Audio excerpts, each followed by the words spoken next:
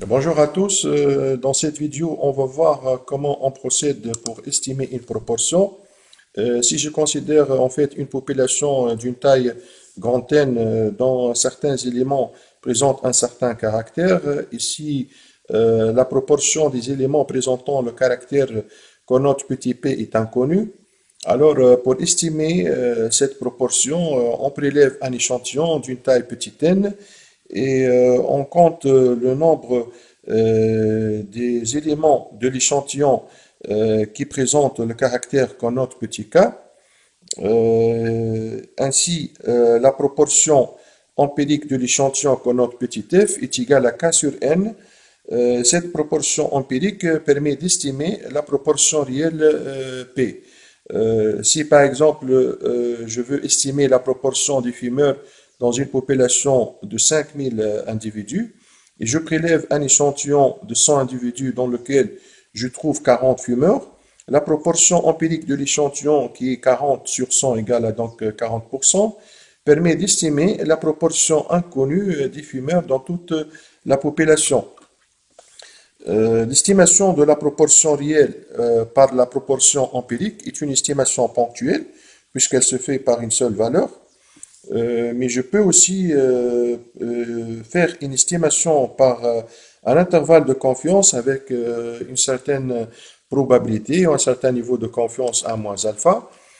Pour faire cette estimation, j'utilise la relation suivante. La proportion empirique petit f suit une loi normale de paramètres p, racine de p fois q sur n, avec q est égal à a moins p. Je peux déduire de cette relation les bornes de l'intervalle de confiance.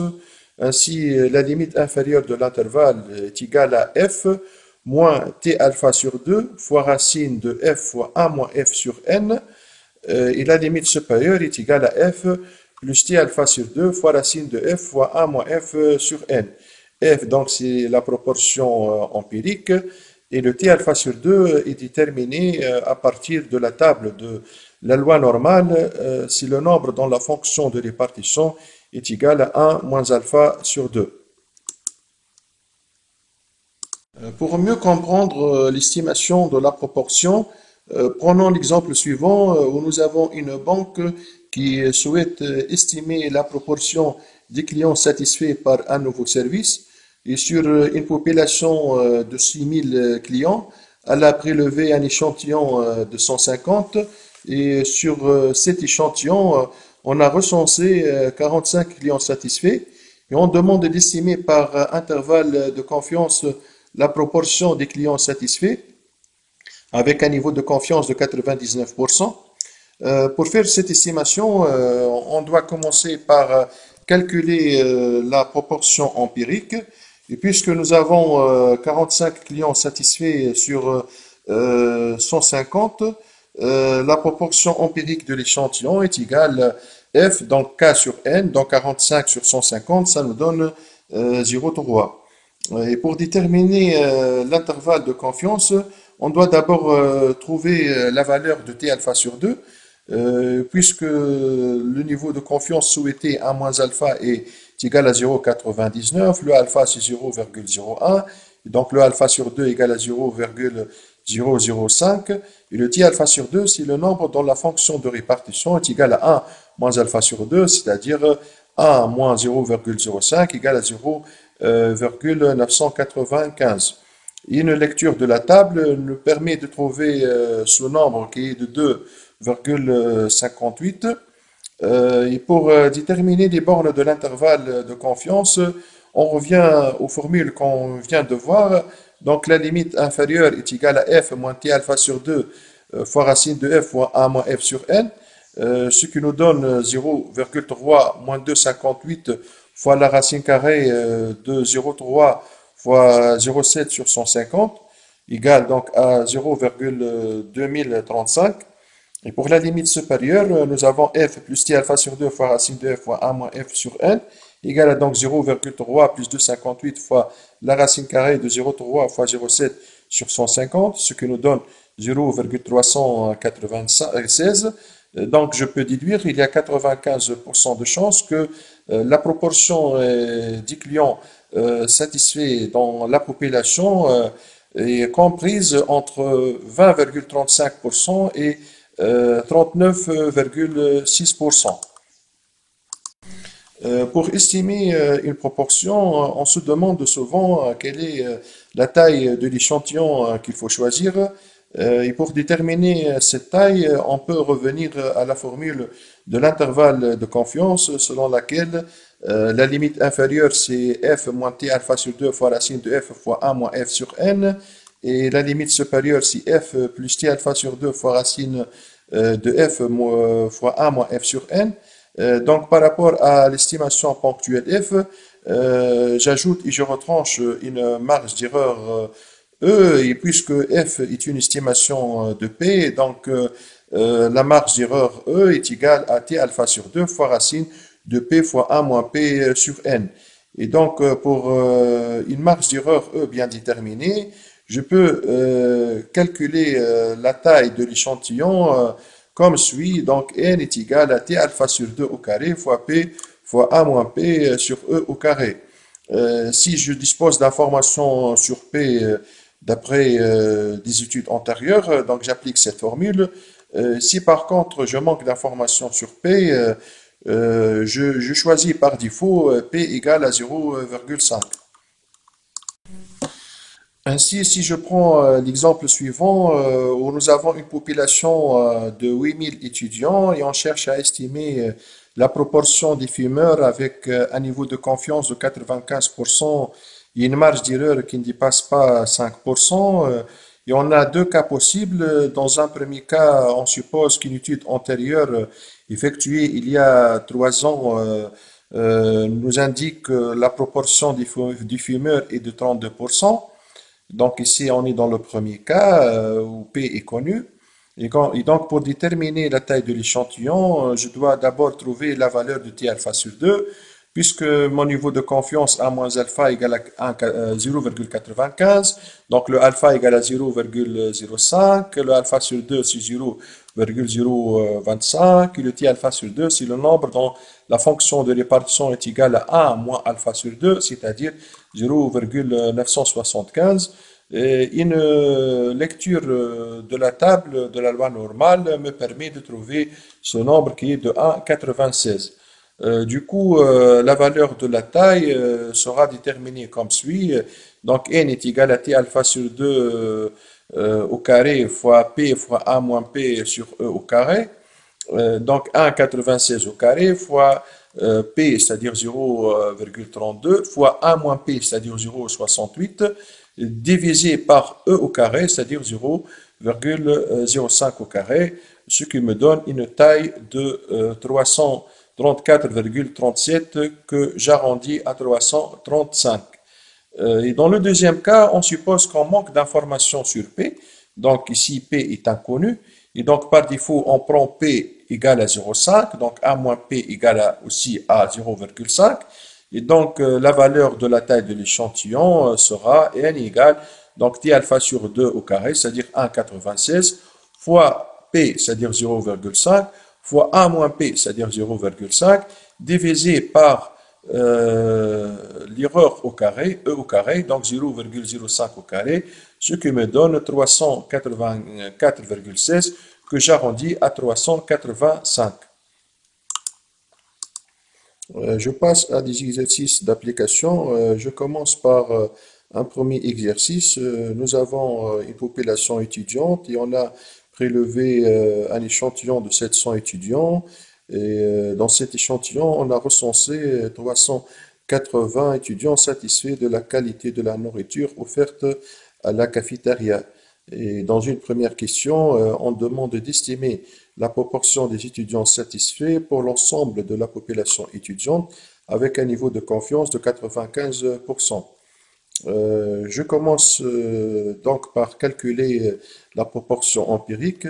Notre taille de l'échantillon ici, c'est 700, n égale à 700, et le nombre des étudiants satisfaits, les cas favorables de l'échantillon K, c'est 380.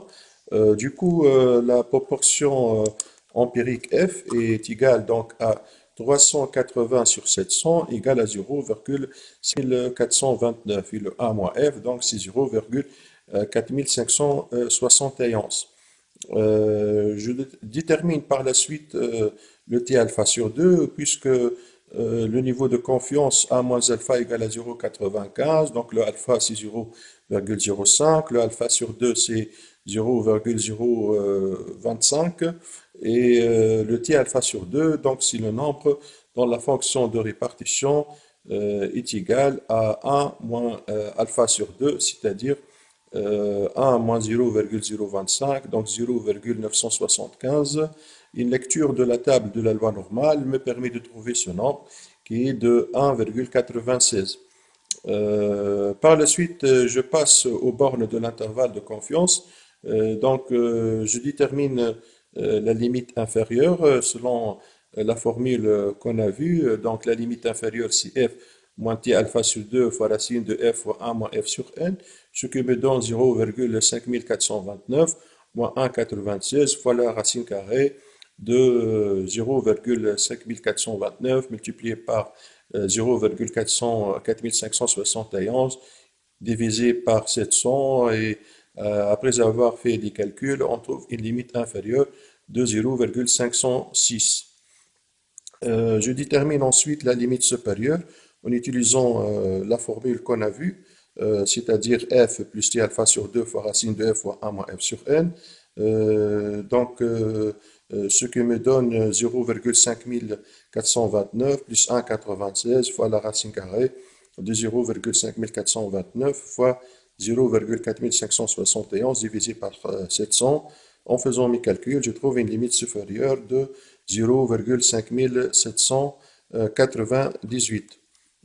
Dans une deuxième question, on demande de déterminer la marge d'erreur associée à cette estimation, à ce sondage.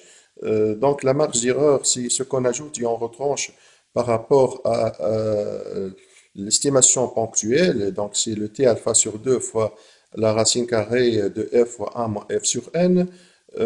Donc cette marge d'erreur est égale à 1,96 fois la racine carrée de 0,5429 fois 0,4571 divisé par 700, ça me donne 0,0369. Donc une marge d'erreur de 3,69%. Je passe à un deuxième exercice. On veut estimer donc la proportion des électeurs qui vont voter pour un parti politique tunisien.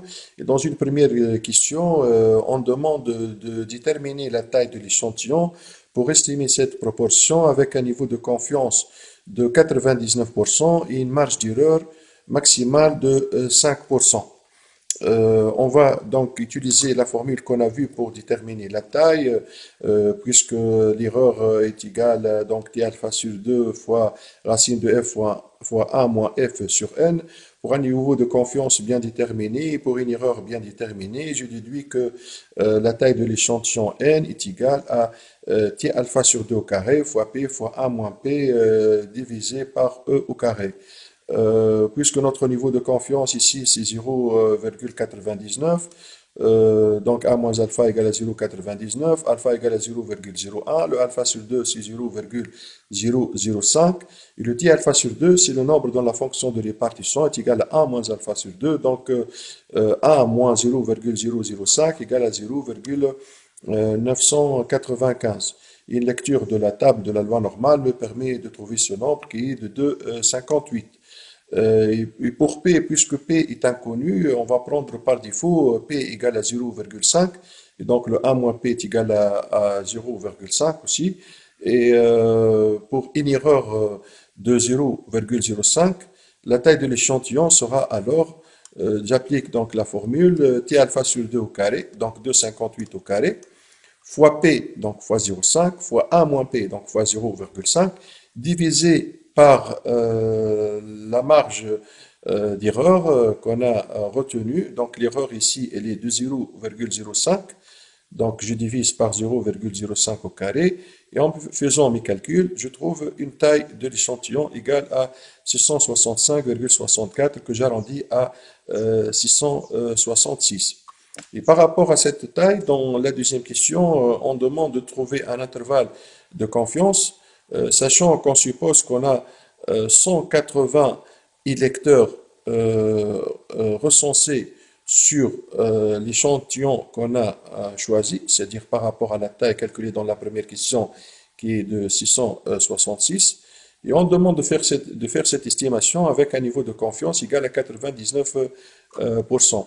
Donc, dans un premier temps, je dois déterminer la proportion empirique qui est égale au cas favorable, ici le nombre des électeurs sur la taille de l'échantillon.